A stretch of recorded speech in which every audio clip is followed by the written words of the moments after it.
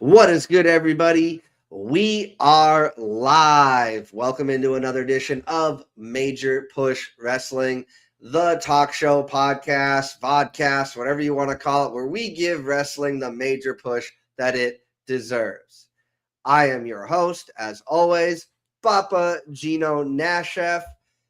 Welcome into the channel. We are joined today by a great panel of guys, and we might have some more people popping on in, but the show must go on, and go on it shall. We have Dave Scheffler here. How you doing, Dave? Doing good, Gino. Gonna be a good little rant here, I'm sure, for all of us. Yes, it will. I fortunately have gotten some of it out of my system in the Predictions League breakdown video, but I had to stop myself because the rant is going to continue with this show. But before we get ragey, Oofman is here. Oofman, how you doing, bud? Doing good, guys. Excited, and now I'm crazy curious about this Ragey. I'm a fan of Raging Gino. You know me, so you did a great Rage review on when we talked about the Michael movie and the critics. So I'm excited for this. All right, me as well. I saw Steve-O in the chat. Good evening. Welcome in, Steve-O. And if you ever want to be on with us, Steve-O, I'd be happy to have you. We love your opinions, whether we agree or disagree. If Oofman knows anything about me, he knows that we can agree, we can disagree, but we're all friends and we all love professional wrestling. And yeah, can't jump on tonight, he says. We're listening to the community. Look forward to what y'all say. Thank you so much again. So we will be looking forward to bringing all of our viewers, whether you're watching live or on demand, a bunch of guests and a bunch of opinions. Here is the issue, though. I don't expect anybody to be disagreeing with me today because of our topic. Usually we try to stay positive. There's a lot of negativity, and everybody likes to come on the internet and the IWC and all these things and just complain about stuff they don't like, whether it's movies, whether it's TV, whether it's video games. You don't see it so much with video games, but whether it's sports, whatever it is, politics, everybody just complain. Now there's a lot to complain about politics, so I get that, but we want to try and stay positive here. Unfortunately, I could not help myself. I want to talk about the humble culture in professional wrestling, particularly as it pertains to the WWE and the building or lack thereof of new stars. And we have the simple man, Noah Foster, joining us. Speaking of stars. Yes, this is how you build new stars. You put them over as soon as they come on the scene. That's what we did with Noah. Noah, how you doing, man?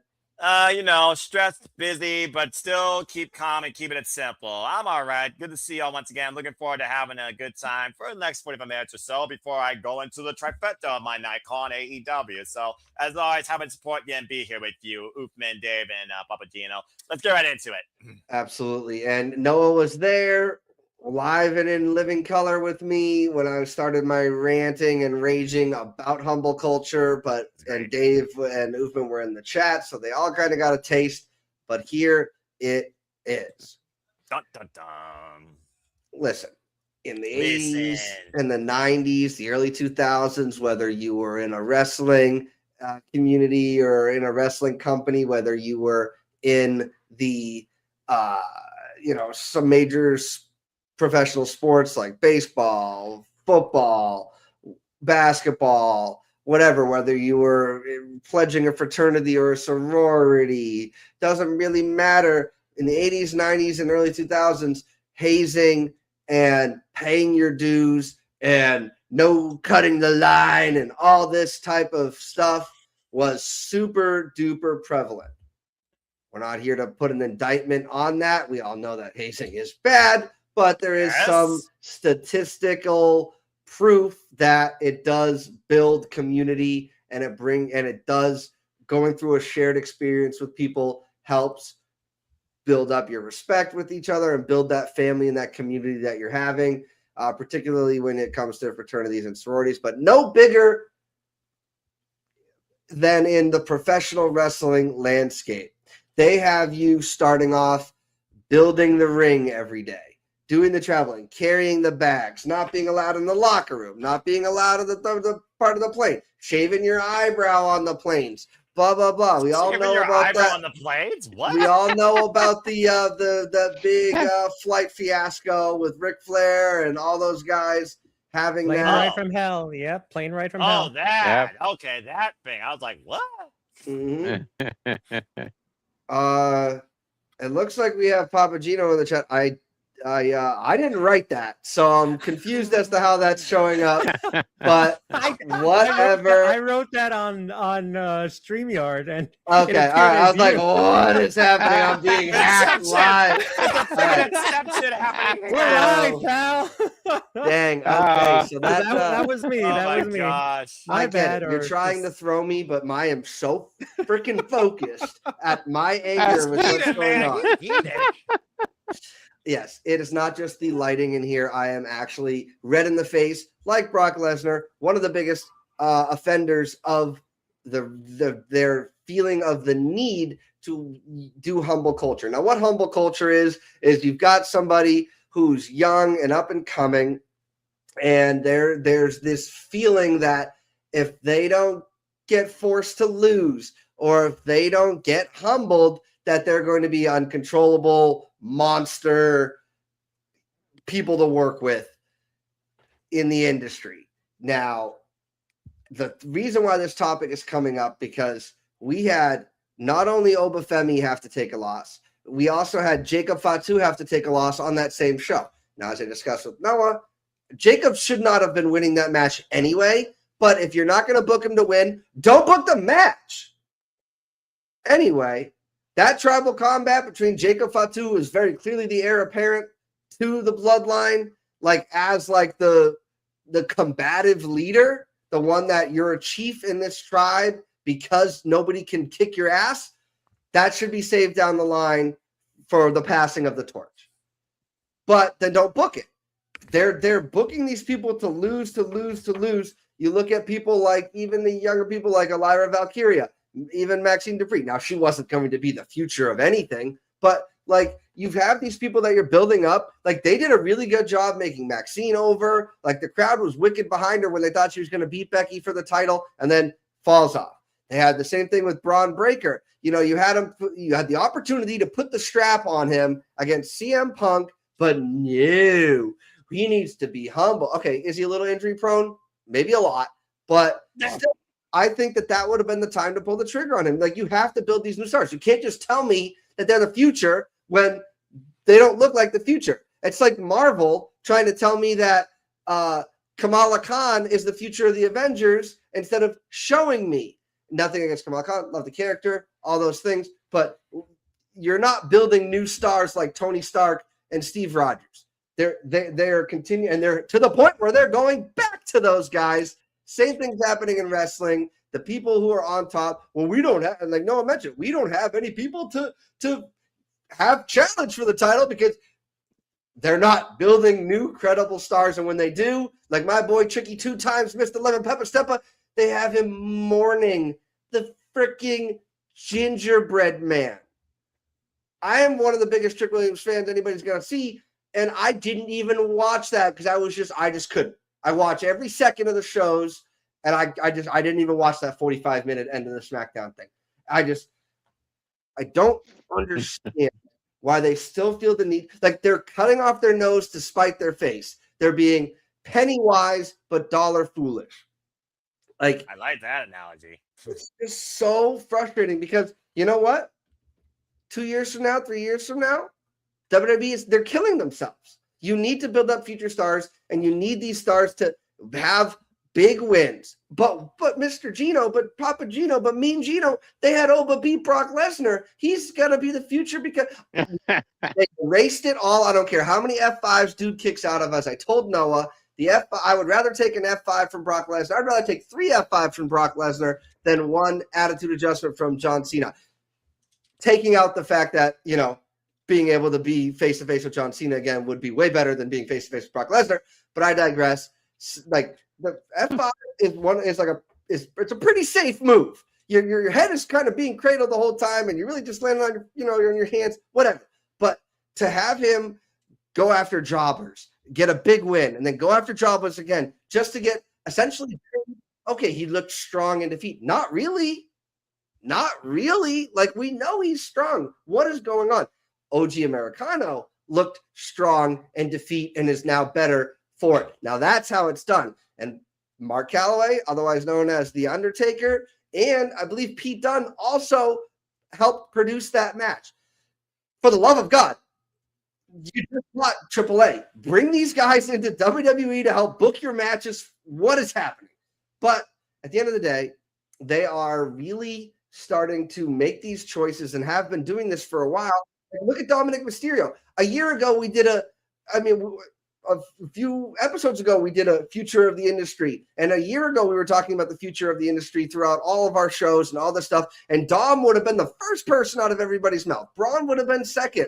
Obo was a distant third. And don't even get me freaking started on him losing to Ricky Saints, of all people, in NXT. Oh boy. Just not lost it and dropped this title. Like, it's like they can't learn from their mistakes. They're learning from their mistakes for a second, but then they forget their mistakes, and thus making the mistakes bad thing. Now, listen, folks, making mistakes is not a bad thing. They are learning opportunities, and if you're not getting better, you're getting worse. But if you learn from your mistake a day after, but then a week later, completely forget and continue to make those same mistakes, I'm not going to say that. But it's not the way you're supposed to be doing things, and hopefully that there are some smart, intelligent people surrounding this. But at the end of the day, they're making money, so they don't feel like they need to change anything. When the time's for the rubber to meet the road, they will be losing money, and their future of the WWE in particular is starting to really look suspect. I get it. We got Saudi Mania coming up, and maybe this is going to be like the big reset. Like they're just trying to keep their big stars strong because that's who the Saudis want to see, and whatever. Even though Saudis paid for the show, whether you give them the big stars or not, I don't know. That's a topic for another day. I'm going to go around and see how you guys feel, because you know how I feel. I'm wearing my heart literally on my sleeves. It's just frustrating to me because Oba pays his dues. He's staying at these NXT signings until 2 freaking in the morning. Trick Williams is showing up to these NXT shows and stuff. He is talking to all of the fans waiting in line to go in. Like, these guys are very clearly here for the right reasons. This isn't just we're picking people up and putting them on the main roster like a Brock Lesnar, things like that, Randy Orton, Nepo, whatever, from back in the early 2000s. Like, these guys are homegrown talent. They're only here because of the work that you've done in NXT to build them up and make them stars. And then you're just being like, well, now you need to be humbled. Like, what? They're not coming across with the same arrogance and the same stuff because, frankly, they understand that they need WWE to build their star power. Oba's not going to go leave the WWE for UFC like Lesnar did. And it's funny that Lesnar's that big offender, and then he's essentially burying Obafemi. I could talk about this all night, and it's not fair to you guys because I know you guys have things that you would like to share. So I'm going to throw it right over to Oofman. Oofman, I know I'm not wrong, but if I'm wrong, please let me know. How do you feel about humble culture, you know, as it relates to WWE having their young stars who the crowd is behind lose in almost humiliating fashion? Go ahead. No, I completely agree with what you said, and it's something that I typed in the chat. I think it was this morning. We were talking about this pre-show for this topic before I even knew what the topic was.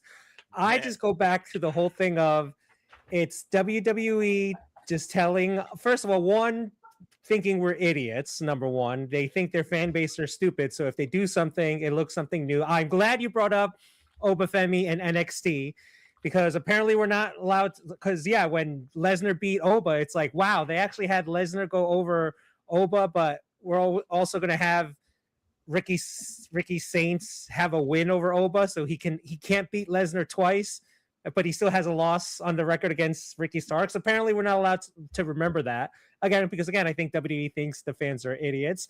Also, another factor, it goes into the whole thing as far as getting, and yes, that is absolutely true. In an interview, he once said, I don't remember last week's storylines. And so it's like, how do you not do that? So, and another thing is, I think WWE, when it comes to creative and all that, they've gotten burned so many times in the past where we, the fans, try to dictate where we want the storyline or the pushes to go. So you're absolutely right. Oba came in, blaze of glory.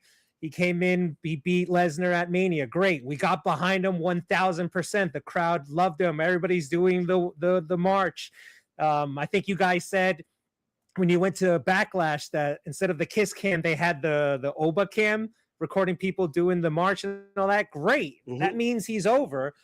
But it's like WWE is like punishing the wrestlers for getting over because we, the fans, want to see either more of them or more of them.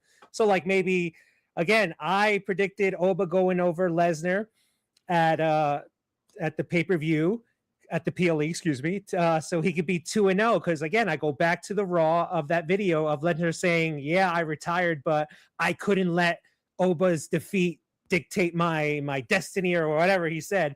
I heard his voice, and first of all, Brock is just a great performer, number one.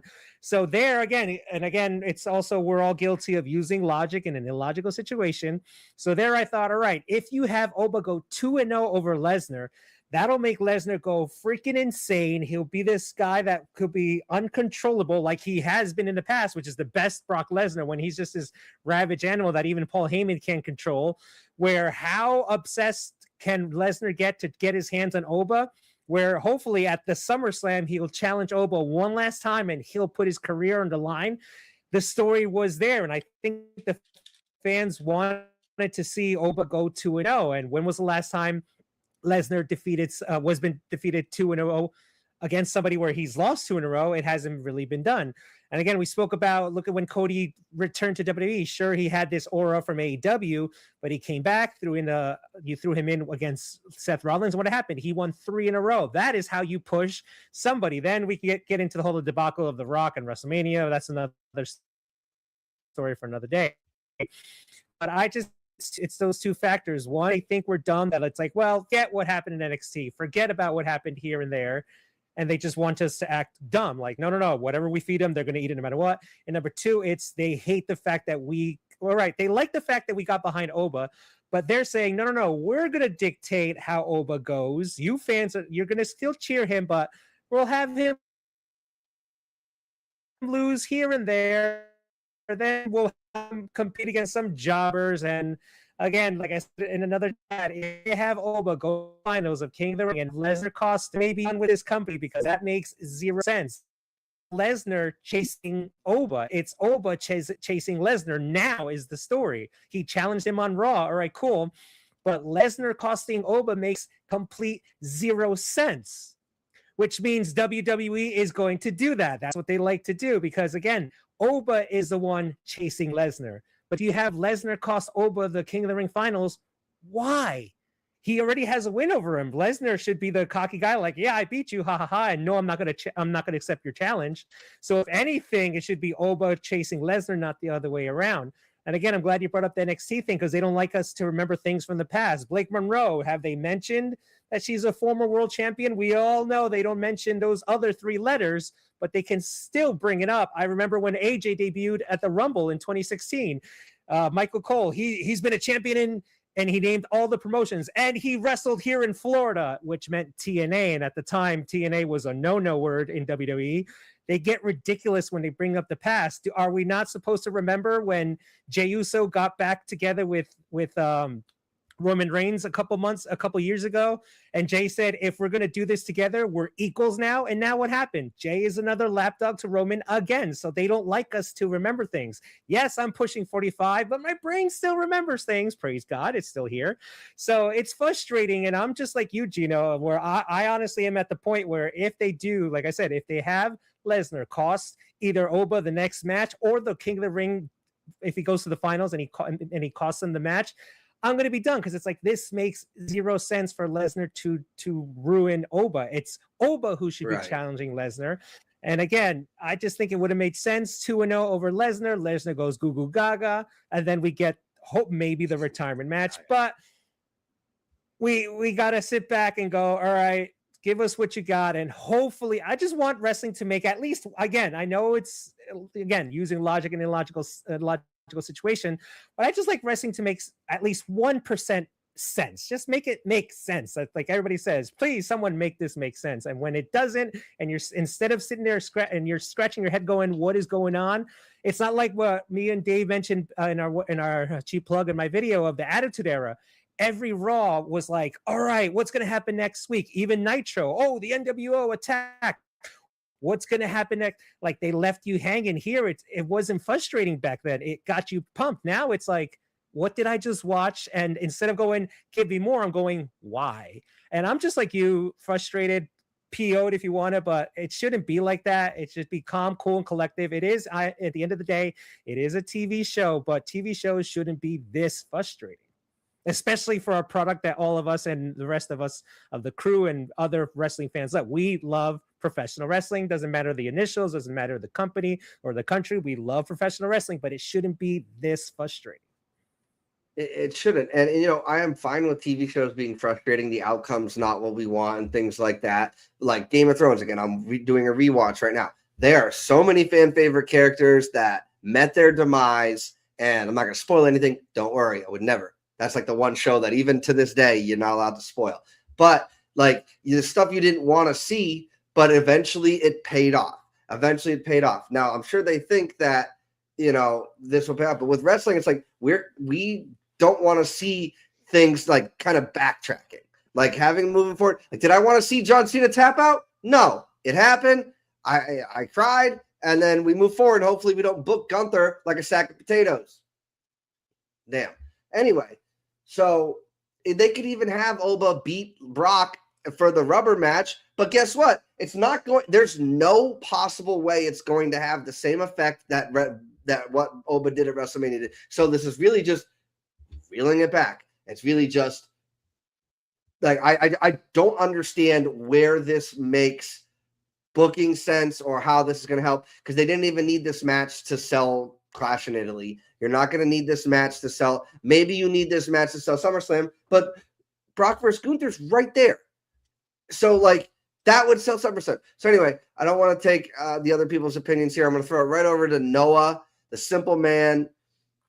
I mean, you're never afraid to tell me when I'm wrong. You watch a lot of wrestling, the most wrestling we know. So if I don't see it correctly, please let me know. But take it away. How do you feel about humble culture? I mean, it's very, prevailing right now in the business. It's also, of course, very present right now in the business across all companies. I mean, you're not wrong. Like I said, when it's one of those things, you constantly build off of the same name value that you built the last decade versus find somebody else to be put into its place. You're just basically spinning the wheels and hoping for something different to happen. You might as well, like I said last night in the review, be putting a cube block inside a round hole, which, of course, you can't do that no matter how hard you try and force it in, even with KMY jelly. That being said, it's also one of those things right now where the only company I see trying to do that is New Japan Pro Wrestling, with the young crop of talent that they have going on right there, trying to fill in the spots of Kazuchika Okada, Hiroshi Tanahashi, who's now retired officially, Tetsuya Naito, Will Ospreay, Tomoyoshi Ii, etc., etc., etc. With AEW, I do think there is a bit more magic and promise in the youth of their roster, especially with it being such a youthful champion as MJF that has allowed all these artists to have this spotlight. And some of them have tried to come into their own out of it. I mean, look at Kevin Knight. Kevin Knight right now thinks he's the hottest thing since sliced bread. Nothing can stop him. Between going with Swerve and MJF, of course, we haven't defended the team to Kevin Knight against Speedball Mike Bailey. But as far as WWE, at the end of the day, the top of the WWE team will always be surrounded by Cody Rhodes and Roman Reigns under the Paul Levesque era. Those are his two stars. The only reason they brought CM Punk was for the merch value and Danhausen as interest, and apparently it worked. That's why CM Punk's MMA and Danhausen is the biggest merch seller, despite the fact he's not on Monday Night Raw. With WWE, you're always going to have the same typical names at the very forefront. It is what it is. I've kind of gotten used to it. That's why I'm not upset with the booking now when I know what to expect. My expectation has been set so low when they actually breach above the water's surface. I'm pleasantly surprised. And I hope to feel that more from WWE, much like I did with match versus match, much as I hate to admit it, because match versus match was the last great thing that WWE did this calendar year, honestly, if not the first thing they actually did right this calendar year. So humble culture, we'll see how much of a family is humble, whether through the King of the Ring tournament or by the beast incarnate Brock Lesnar at SummerSlam. But I think a real telling point will be at SummerSlam, do we consider Oba Femi the next big thing? If the answer is no, then the statement and the rant that Gino you gave is prevailing. If somehow the statement is yes, then maybe they finally will listen to you and maybe they give you some hope for the future. As far as the women, it is what it is with that freaking thing. There's a reason why Fatal Influence arrived on SmackDown. They went on Clash in Italy. Now, whether or not Jessie Jane wins this tournament out of nowhere and gives a WTF like being Stephanie, or they go with the EO route and maybe EO turns heel because maybe they can find a new babyface and Roxanne Perez or Lyra or so. It just comes down to the fact that WWE just has so many pawns, but they have no idea how to move them across the board to turn them into something better, like a queen or a king or a bishop or a knight in chess. If you know, you know, folks. Try me. So that being said, your rant is 100% legit, especially for the Fed. But at least in AEW, I see potential in them actually trying something different. I hope WWE can actually make me believe in the same thing before SummerSlam, if not buy it. Well, as they say, you can hope in one hand and spit in the other, see which one fills up first. And it kind of feels like hoping for WWE to make good choices. And again, we keep saying WWE because that's what it's showing on screen. But we all know when we're talking about WWE, it's really TKO at the end of the day.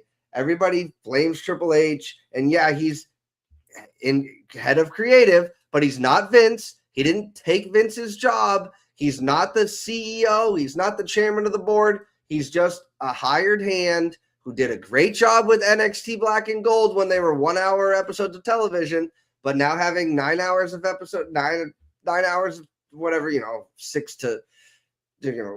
to 9 hours of television a week, however you want to look at it. It's obvious that, maybe we're biting off a little bit more than we could chew, or he's having to kowtow out to what's being told from above. And, I wouldn't put it past Dwayne to have been super spiteful about the Cody Crybaby situation. And maybe this is all an elaborate ploy from Dwayne not Dwayne Atkinson, Dwayne The Rock Johnson, to get maybe Triple H to be looking bad here. You can keep saying his name all you want. He's not going to appear. Which is ridiculous because he's on the board. And if you're on the board, you have a fiduciary responsibility to make sure that the company that you're elected to help run is doing well. Now, financially, they are doing well. Maybe he doesn't need to come back. But there's no way he doesn't see all of this hate and vitriolic nonsense being spewed. If the bloodline situation happens and then we get Dwayne back, okay, that could be cool.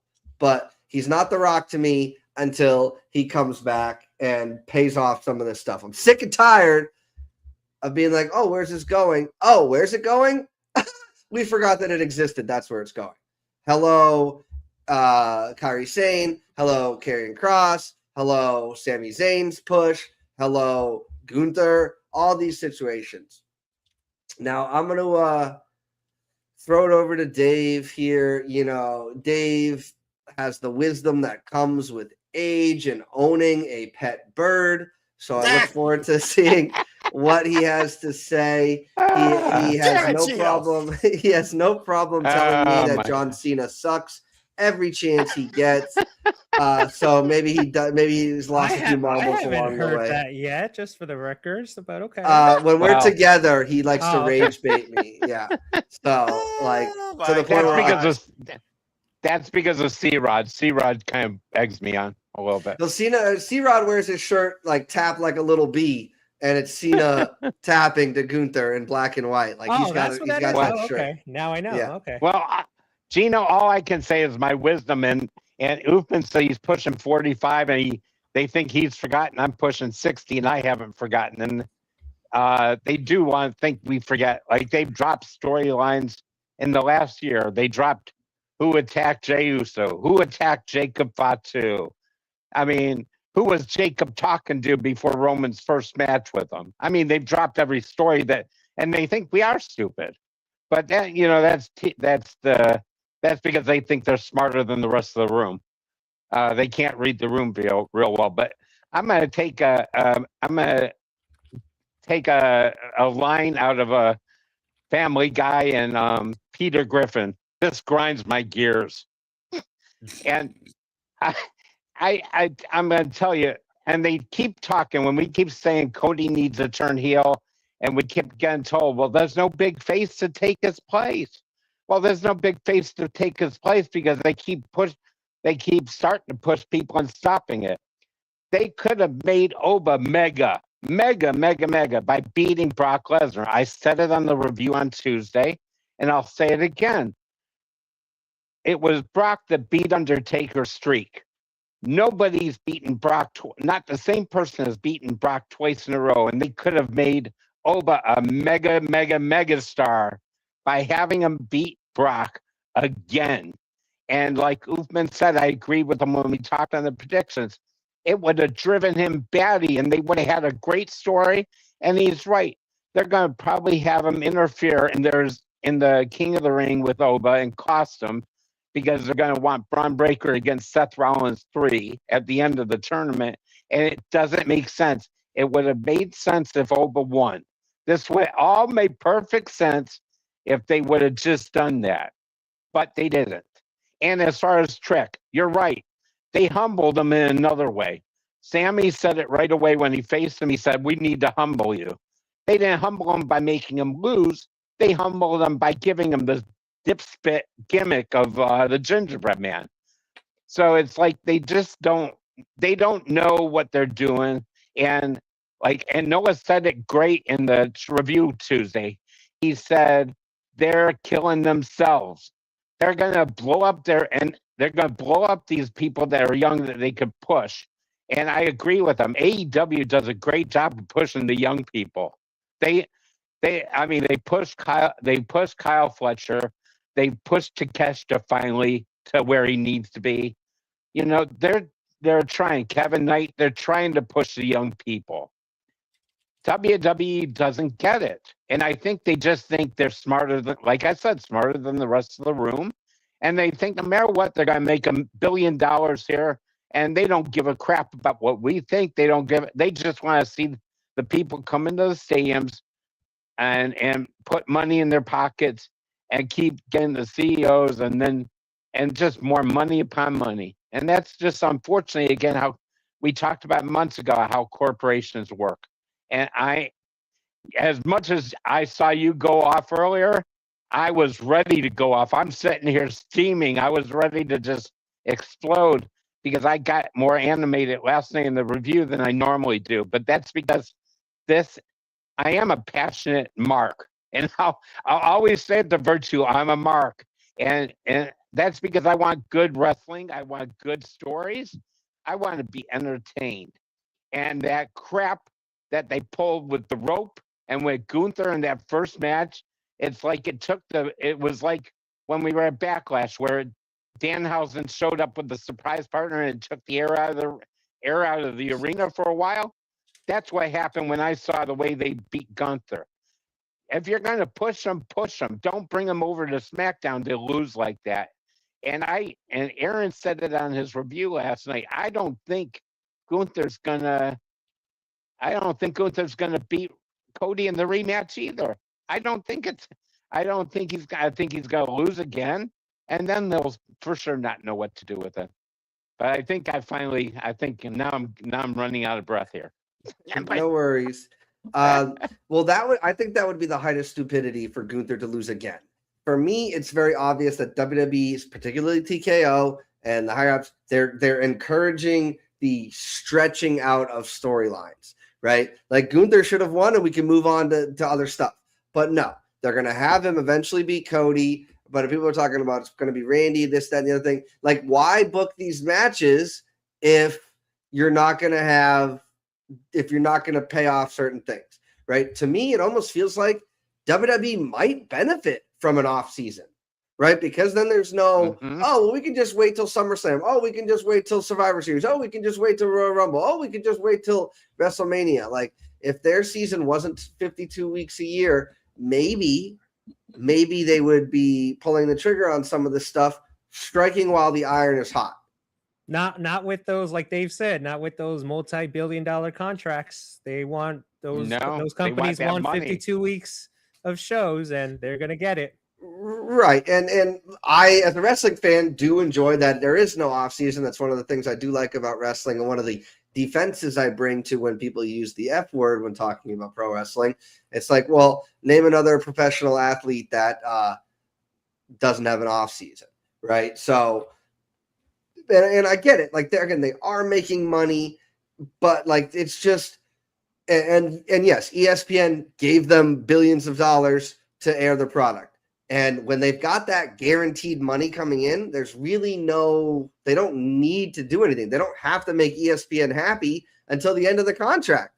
When it comes time to resell the TV rights, that's when we start to see stuff really kicked into high gear. You look at when it went to Fox, when SmackDown went to Fox, and then went to USA. Like those transition periods and stuff, they build up a hot show so they can drive up the price. And then that money's coming in every week. You think USA is going to be like, no, we don't want it anymore? Well, you signed a contract. So, sorry, we'll go find somebody else if you don't want it. You're not getting your money back. Right. Same thing with Netflix. When Netflix it had that great big opening show. Hulk Hogan got booed out of the building. They had that stupid Intuit Dome with the lights and the nonsense. And we had the tribal combat. We had the Seth and CM Punk, all that stuff.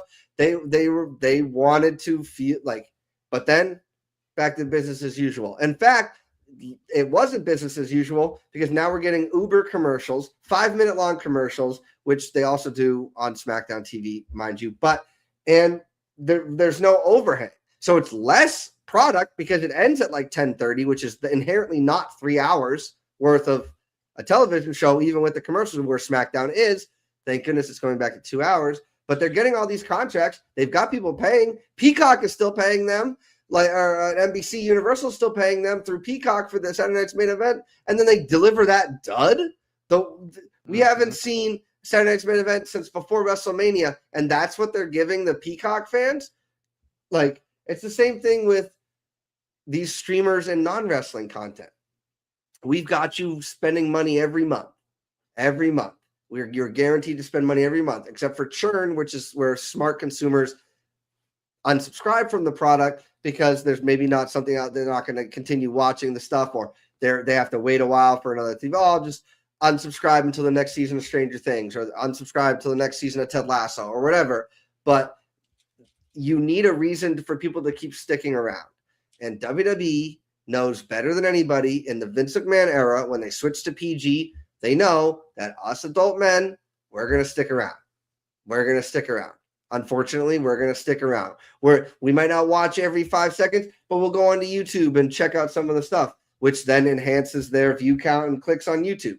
Unless you're like somebody on the Esteem panel where you're not watching WWE's direct YouTube channel, so you're able to circumvent that even more. But we shouldn't have to be circumventing stuff. Just deliver quality entertainment, which I'm not saying it's easy, but it almost feels like they're trying to deliver unquality entertainment. I know it's not a word, but they really are. And it's all about making money. And I get that. But when they start realizing that, because it's a pipeline, right? You know, just like the movie industry, you don't write a movie and then all of a sudden it comes out in theaters the next week. It takes like a year or two to get made, filmed, edited, and then marketed and then released, right? You have to have that pipeline. And if they don't have a pipeline of solid up and coming stars who matter, then when inevitably that old guard starts to leave, they're not going to have the people who are going to draw. They just aren't, which is why part-timer Reigns continues to draw, because he's the biggest thing that WWE has done, the biggest star that they've made. They got, and honestly, you're going to hear me talk bad about John Cena right now. So brace yourselves. Cena's retirement tour made WWE, and particularly TKO, who had just bought into the WWE, think that people will show up no matter what. They didn't realize how easy they had it when Cena was on the card. It's Cena's last night in your city. They didn't realize, we can just charge outrageous amounts of price for the tickets. We can just put on subpar shows. Cena's going to sell all the merch. Cena. and they didn't have a plan for when he left because they thought it was just going to be easy like that. No. You had the opportunity to make an over-as-heck star from Gunther. Does Gunther even have any merch to sell? Like, I'm confused. We talked to Noah? Maybe trying to maybe think maybe side plates for your belts, I think. That's ridiculous. Don't even Yeah, get me that's started on the right. side plates. Side plates are the dumbest thing ever. Have the person's name on the front of the title. What are we doing? But it's like they don't have EO merch, and she's one of the most over girls in the company. They don't have merch for these people, and they're expecting. And no wonder Danhausen's selling out every city he goes to, even if he's not on the show. You are cursed. Tampa, you are cursed. Barcelona, you are cursed. Torino, all these things. He's got the match. Like there are ways that they could go about making money without cutting the contracts of these workers. It's frustrating. And the reason why AEW doesn't have to worry about this stuff because they're not a publicly traded company. I do fear if AEW gets big enough and they go public, and then they're going to have a board of directors and they're going to have stockholders that they're going to have to kowtow to. But for right now, they have the ability to not worry about that. And that's what makes it almost refreshingly awesome compared to the WWE. Gino, don't think for one moment that everybody would think that Danhausen maybe got in because of Punk. Maybe that's part of it. But I think anybody who knew anything behind the scenes knew this guy was going to be a merch seller, whether he wrestled or not, and that he was going to sell a bunch of merch and make them a bunch of money. Right. But they have merch for sale. He's got a chain that says Cursed on it. He's got multiple shirts. He's got his face mask, face paint mask. Like, he has merch to buy, right? He doesn't have his Funko Pop figures yet because it takes a while for that to get made and done all that stuff. He doesn't have his action figures yet, but they're coming. Io Sky's been with the company and being pushed to the top of the moon since before last year's WrestleMania, and nothing. I don't even know what would be her shirt, because I think Genius of the Sky is a stupid moniker inherently, because everybody does a moonsault now, and there's one girl in the company who's the prettiest moonsault. So inherently, by the name, it's a better moonsault than the over the moonsault. It's just a lot of stuff that's just, like you said, like Peter Griffin said. And I'm not saying you look like Peter Griffin, but I'm also not saying you don't look like Peter Griffin, but it really grinds my gears. So as much as we try to stay positive, as much as we love professional wrestling, and we're trying to be positive on Major Push Wrestling, this just had to be addressed. And there's no better time than having two of your up-and-coming stars lose on the same exact night. So I'm going to throw it around. Anybody else have anything that they would like to add regarding humble culture? This is just a one-topic show today because this is the major rage of the month topic, and Major rage. so if there's nothing else, check out JCW Lunacy. It doesn't have Vince Russo's booking, so whether you like his booking or not, I thought it did. It does. Okay, it does have. I thought it did. Okay, so I will check that out. You're not the first person to mention checking out JCW Lunacy. I have checked it out. It's hard. It's harder to find than I thought it would be. Like the when you're on YouTube, like they don't really, the thumbnails and the stuff like that don't really draw you in. And I wasn't even sure if I was watching the right product or what I was doing. But you put it on. It's a humble production. Speaking of humble culture. And they're definitely doing some fun, refreshing things. And at this point, when you've been watching wrestling as long as we have collectively, over 100 years of watching wrestling between the four of us, it's nice to have some refreshing stuff to watch. But at the end of the day, I love WWE. I love pro wrestling. I'm enjoying AEW. I just want to see this stuff go in a positive direction, and not just for the bean counters, because we all saw what happened with Marvel. I mentioned Marvel earlier when they were just get out as much content as possible. We don't care if it's good. People were going to buy. We need to keep them being subscribed. Just get it out, get it out, get it out. Ruined Marvel. Bob Chapek, who I call Bob Paycheck, really showed his ass on that one. And they had to bring back the former CEO and Bob Iger, and now he just retired. And they gave it over to a new gentleman who we don't know his name yet. Paycheck son, take this job and shove it. Yep. And Bob JPEG's doing fine. He got his severance package. He's doing whatever. But at the end of the day, quality matters over quantity. WWE has to do their quantity because they have it. And they just really need to put more quality into it. And honestly, I know Noah doesn't like watching the WWE Unreal and stuff, but watching Road Dogg get like shit all over for asking how these things make sense when he's in the meetings. He's like, how does that make sense? Like, why is it? And everybody's telling him, just go with it. It's almost like he's not privy to what TKO wants from them. But I was on Road Dogg's side. Like, everybody shit on Road Dogg for wanting, for being the SmackDown head writer for a short time. Oh, here we go. SmackDown's going in the tubes. And then he built up the tag teams. He had an actual tag team division with multiple tag teams involved in storylines and doing all this stuff. Like, he actually brought something. He brought something to the table, and then they fired. He left, or he got fired because of creative differences, which meant, and then now look at what we've got. So you're making me miss Road Dogg's creative, and I never thought I would say that.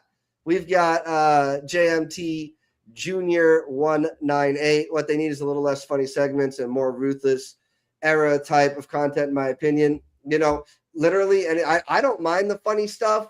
It's just the stuff that is they're supposed to be the ruthless stuff, and the stuff that is supposed to be their big meat and potatoes content is just being not booked properly. Fact Marvel, Sanov -P4R, Fact Marvel 2013 to 2020 was perfect. Yeah, you know, they didn't have a plan after Endgame. They just didn't. And it's kind of feeling like WWE's didn't have a plan after WrestleMania 40. It's almost identical to Marvel at that point. Road Dogg was responsible for 2016 wrestling, so there's that. But at the end of the day, Road Dogg knew he had to answer to Vince McMahon. Whereas there's no one Vince McMahon right now that can say, I want somebody to give birth to a hand, or I find it funny people eating dog food and stuff like that. So yes, Road Dogg was responsible and was in that role like Triple H is now. But at the end of the day, there's people to answer to, and there was one big, damn near senile man really kind of pushing what he thought was funny, and it just wasn't working. Now, there is a lot of stuff that is working with WWE. Road Dogg was a fall guy. Road Dogg was a fall guy.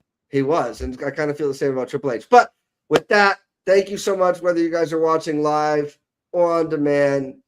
Yeah, you mentioned the thumbnails were lackluster to 3 months ago. So, thumbnails on YouTube sell the show. So if your thumbnails aren't popping, people aren't going to click and things like that. So we're going to throw around, do our plugs, and go watch some quality wrestling in AEW. Noah. Wednesday night. You know what that means. I didn't mean to startle you, Noah. Where can the people find you? Literally in a couple of minutes, calling it live, covering it live as we cover the Owen Hart Foundation tournament. So find me if you choose, and Foster 1916 on the X and on YouTube, because I am nothing more but a simple man and a lifelong fan of professional wrestling. Damn it! And then, of course, continue to follow us here at the Sibabo Studios. Of course, the Superman's brand will continue to cover the Owen Hart Foundation tournament. We'll have more interviews. We just interviewed Brittany Brooks last night, of course, from a FSW. She is such a future of the business, by the way. And again, I'd like to remind you, just live to professional wrestling too. It's as simple as that. So I'll see you guys literally in a couple of minutes for AEW. Let's freaking go. I'll see you next time. Arrivederci, folks. Yes, sir. All right, Dave, where can the people find you? Find me on Facebook. Find me on No DQ. Find me here on Major Bush. Find me on Oofman Entertainment with Gabbing with Oof. I'll get it right because I didn't last night, and I apologize, Oofman. But good. Thank you guys. You guys have made my world much happier than it already is, and I appreciate y'all. And Gino, it was a fun night. I like ribbing you, but it definitely was fun time hanging out with you to watch the PLAs. It makes it fun. I usually watched them alone. Now I have my brothers to watch it with. Yeah, and that does make so whatever we think, you can assume that the show is one number grade lower because we are giving it a higher grade because we are having fun watching it with wrestling fans as opposed to by ourselves. Speaking of by ourselves, Oofman is never by himself. He's always joined by Bret Hart and Batman and Bucky's and Bucky Barnes is Captain America shield when appropriate. Even though we all know it's Steve Rogers. Where can the people find you? And you can find me, like Dave said, and my channel, Oofman Entertainment presents Gavin with Oof. It's been a month of many anniversaries where it just brought up to my attention today watching another video. So we've been doing the 30th anniversary of the NWO 1996. Yeah, 30 years. And before we get to the finish line for that, we got another 30th anniversary that I'm actually going to gab about, and everybody's welcome to join in. In a couple weeks, it's going to be 30 years since speaking of King of the Ring, 1996, where Austin 316 was born. So we'll gab about that. And like I said, we're traveling to part 2 of the NWO 30th anniversary with Scott Hall and his big surprise, which leads to the final chapter, part 3, which won't happen till July, when Hollywood Hulk Hogan is born, and that is when the official stamp. But we're talking about storylines that don't end. They're going back to WCW, going back to the NWO. Like, they didn't have an end, and same with WWE. We're back to the bloodline. Okay, you hit a jackpot years ago with that big storyline with the bloodline, but we're going back to it again. That's where a little frustrating with me. And now they're going to fight with the MFTs again. It's Groundhog's Day in WWE. Like, we're going back to what made them. Speaking about making money, they're going back to what made them money. Well, lightning doesn't strike twice, so whatever. So we're going to talk about 30 years ago, where the business was in a different place than it is now. Back then, they relied on pay-per-view numbers. They relied on audience feedback. That was their bread and butter. Without it, they would perish. But now, like we're talking, I brought it back just to make a final note on this subject. I brought it in another chat. Michael Jordan and Charles Barkley were being interviewed, and they were asked, what's different from the NBA today than in your day? And Jordan said, I had to step up my game and play good to get these guaranteed contracts, where nowadays these kids are coming out of college or even high school and they're already given guaranteed contracts. It's like WWE. Like you said, Gino, they're given these contracts, multi-billion-dollar contracts from Netflix, from NBC Universal. Once you have that money made, what's the point of the effort? Like, they're buying the product regardless of what it is. You could put Seth Rollins versus a broomstick, but guess what? They had the guaranteed contract. So that's probably what's spoiling wrestling today, where what effort does creative have to do? They got their money, they got paid, the cash is checked, the checks have been cashed. Saudi pays them, they have their deal, runs out in another 2 years. Why put the effort? Like, all right, let's just throw these people out there. Or why have storylines make sense? Like, we're talking about the frustration with Oba and other people. Why don't they have to do it? Because they don't have to. And it's sad. I'm just with you. So, and just like you, Gino, I'm a big sports fan too. Make fun of me if you want. I'm a Mets fan. I am frustrated with the way the team is performing this year, but I'm not saying I could coach the Mets better. I don't think you and all of us and everybody, all the crew, we're not saying we can run WWE better. I don't think we're saying that. We're just saying, as lifelong wrestling fans, we're just frustrated because we know it could be better. We know they can do better, but they're just, in our eyes, they're choosing not to. And again, it goes with the sports fan in all of us. We have our sports teams. When, again, the Mets, they're horrible this year, I'm still going to wear my hat. I'm going to still wear my jersey. I'm still going to go to games, but I would like them to do something to not be 65,000 games under 500, where give us a competitive sports team where I'm still a proud Mets fan, but a little embarrassing this year. So it's just that. I think it's the guaranteed contracts that ruin it. But like you said, in the end of the day, unfortunately, it is all about business. Absolutely, yeah. So go check out Oofman Entertainment when he starts doing videos again about stuff that happened before I gained consciousness, or after I gained consciousness. You'll see me back on there again. Otherwise, I just watching, liking and subscribing to his channel and stuff, and just watching the Stone Cold clips and the Scott Hall stuff on documentaries and stuff like that. But go check it out. We got a lot of anniversaries coming up, and looking forward to hearing him go off on. We got a bunch of movies coming up. I look forward to discussing all of that. And so thank you so much, guys, for watching Major Push Wrestling, whether it's live or on demand. We appreciate it. Don't forget to leave a comment, the live chat. Thank you to everybody in the live chat. Thank you to Noah. Thank you to Dave. Thank you to Oofman. Don't forget to like and subscribe. Share this video with a friend. Hit that bell icon. Do all the things. If you watched YouTube more than once, you know what we're supposed to do at the end of these videos. So until next time, guys, as always, we'll catch you on the next one. Bye-bye.